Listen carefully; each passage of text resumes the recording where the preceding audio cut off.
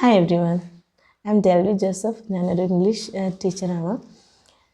ഞാൻ ഇവിടെ ഈ ചാനൽ സ്റ്റാർട്ട് ചെയ്യുന്നത് ഇംഗ്ലീഷ് എങ്ങനെ കുറച്ചുകൂടി സ്റ്റൈലിഷായി സംസാരിക്കാം, എങ്ങനെ അത് കുട്ടികൾക്കും മുതിർന്നവർക്കും ഉപകാരപ്പെടും എന്നൊരു ഉദ്ദേശത്തോടെയാണ് ഈ ചാനൽ ഇവിടെ തുടങ്ങുന്നത്.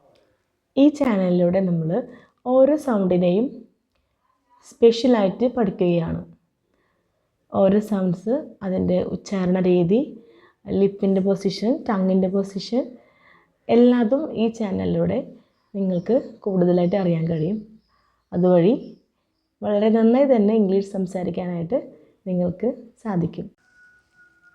Do you know how many letters are there in English alphabet? Yeah, എല്ലാവർക്കും അറിയുന്ന പോലെ തന്നെ there are 26 letters in English alphabet. പക്ഷേ എത്ര പേർക്കറിയാം ഇംഗ്ലീഷിൽ എത്ര സൗണ്ട്സ് ഉണ്ടെന്ന്? There are 44 sounds in English RP. ഈ RP എന്ന് വെച്ചാൽ എന്താ? RP എന്ന് വെച്ചാൽ റിസീവ്ഡ് പ്രൊനൗൺസിയേഷൻ. അതായത് നമ്മുടെ ഈ ബ്രിട്ടീഷ് ആക്സെൻറ്റിനെയാണ് RP ആയിട്ട് കണക്കാക്കിയിരിക്കുന്നത്.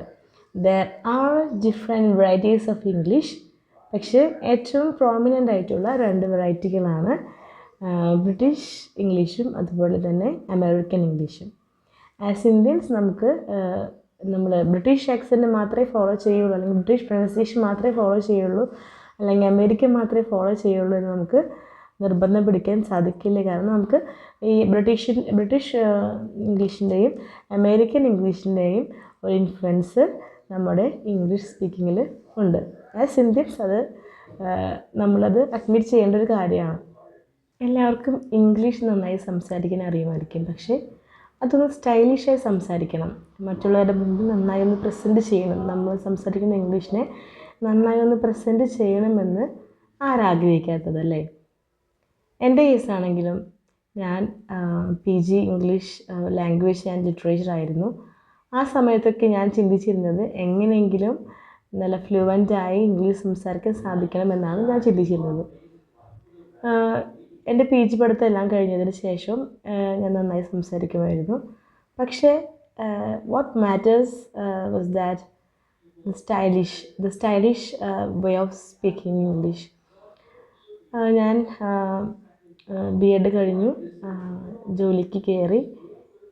ആ ഒരു ഇൻ്റർവ്യൂസിൻ്റെ സമയത്താണ് ഇംഗ്ലീഷിൻ്റെ ഒരു സ്റ്റൈലിഷായിട്ട്, അല്ലെങ്കിൽ ആ ഒരു വേ ഓഫ് ടോക്കിംഗ്, അതിൻ്റെ ആക്സെൻറ്റ്, അതിൻ്റെയൊക്കെ ഇമ്പോർട്ടൻസ് ആ ഇൻ്റർവ്യൂകളുടെ സമയത്താണ് എനിക്കത് മനസ്സിലായത്.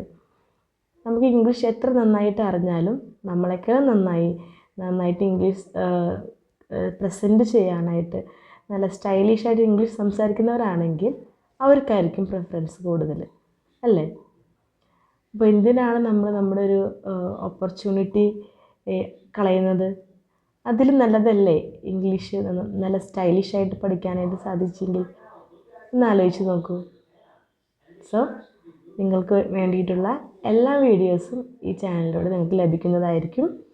ഓരോ സൗണ്ട്സും ഓരോ സൗണ്ട്സിനുള്ള സ്പെഷ്യൽ ക്ലാസ്സുകളും ഈ ചാനലിലൂടെ നിങ്ങൾക്ക് ലഭിക്കുന്നതായിരിക്കും.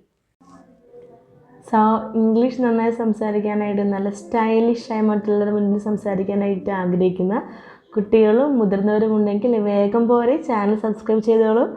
നിങ്ങൾക്കുള്ള വീഡിയോസ് ഈ ചാനലിലൂടെ ലഭിക്കുന്നതായിരിക്കും. So that's all for today. By.